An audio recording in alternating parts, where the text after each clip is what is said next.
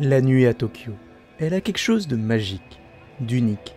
Quand le soleil se couche sur cette ville immense, une autre vie commence. Une vie faite de néons étincelants, de petites ruelles sombres et mystérieuses, de bruits de conversation, de rires, et parfois d'un silence inattendu. Tokyo la nuit, c'est un univers parallèle, une facette de la ville que je me lasse jamais d'explorer. Les premières heures de la soirée sont rythmées par la frénésie des salarymen, ces travailleurs acharnés qui quittent leur bureau après une longue journée. Dans des quartiers comme Shinjuku ou Shibuya, on les voit marcher en groupe, cravates légèrement desserrées à la recherche d'un izakaya où ils pourront relâcher la pression. Les izakaya, ce sont ces petits bars japonais où l'on boit, mange et parle fort. L'ambiance y est toujours chaleureuse, presque chaotique, mais dans le bon sens du terme. On y partage des plats comme les yakitori, ces brochettes de poulet grillé, accompagnées d'un verre de bière ou de saké. Ces moments sont pour eux une façon de décompresser, mais aussi de renforcer leur lien avec leurs collègues. J'aime beaucoup l'ambiance des izakaya. Ça me détend, me permet de voir mes amis et m'aide à oublier les soucis que la vie dans la capitale nippone peut engendrer. J'irais bien tous les jours, si j'avais l'argent et que je n'avais pas peur de devenir plus gros que je ne le suis déjà. Enfin bref. Mais si les izakayas sont l'âme bruyante de la nuit tokyoïte, il existe une autre facette, plus discrète, presque secrète. Ce sont les bars cachés, souvent nichés dans des ruelles improbables ou au fond d'immeubles anonymes. Ces lieux sont comme des trésors à découvrir, chacun avec son ambiance et son histoire. Parfois même, vous les trouverez au détour d'un espace de casier, un espace un peu étrange. On est à Ebisu si vous vous posiez la question. Un soir, je me souviens avoir trouvé un bar minuscule à Golden Gai, ce quartier de Shinjuku connu pour ses ruelles étroites et ses dizaines de petits bars. À peine 6 ou 7 sièges autour d'un comptoir en bois usé, une lumière tamisée et une musique jazz en fond sonore, ou un bon gros rock anglais si l'homme a la nostalgie des 70s. Le barman, un homme d'une 60aine d'années, préparait des cocktails avec une précision presque artistique, pendant que je discutais avec un japonais d'un certain âge, tout fier qu'il était de me dire qu'il avait travaillé à la Toho et faisait partie de l'équipe en charge du premier film Godzilla. Vrai ou faux ? Je ne sais pas. Mais c'est le genre de rencontre dans une atmosphère unique qui rend l'anecdote mémorable. Et puis, il y a les karaokés. On ne peut pas parler de la nuit à Tokyo sans évoquer ces lieux où les Japonais laissent tomber leur pudeur de façade pour cracher leurs poumons sur le dernier opening de One Piece ou sur le dernier son de Miss Green Apple.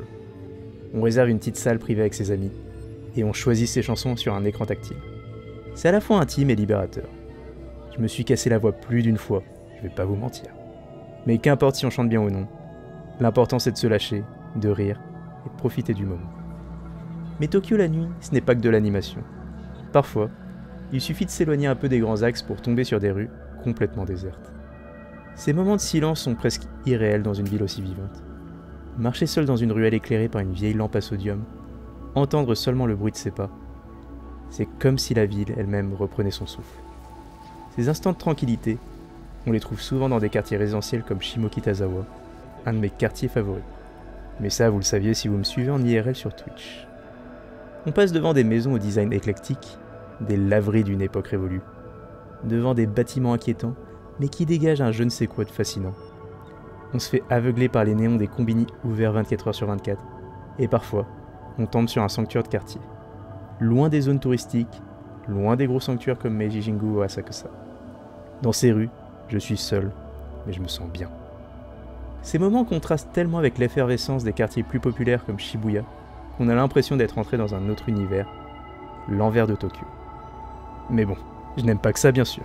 Les nuits tokyoïdes sont aussi marquées par les lumières, les néons de Shinjuku, les écrans géants de Shibuya. J'ai beau apprécier l'envers silencieux du décor, les enseignes multicolores qui s'étendent à perte de vue, c'est presque hypnotisant. On pourrait croire que ces lumières rendent la ville impersonnelle, mais en réalité, elles racontent une histoire. Chaque enseigne représente un petit commerce, un restaurant, un bar. Derrière ces néons se cachent des vies, des rêves, des efforts. Tokyo la nuit est une mosaïque de ces petites histoires, toutes illuminées sous un ciel noir. Et pourtant, malgré toute cette beauté, il y a une certaine mélancolie dans les nuits de Tokyo. Peut-être est-ce le contraste entre l'énergie débordante des quartiers animés et le calme des rues désertes. Peut-être est-ce cette impression que tout va trop vite, que la ville elle-même ne dort jamais, toujours en mouvement, toujours prête à vous emporter dans son rythme effréné. Il m'arrive parfois de m'asseoir sur un banc ou ce qui ressemble à Shibuya et d'observer les gens autour de moi. Les visages sont souvent fatigués, absorbés dans leurs pensées.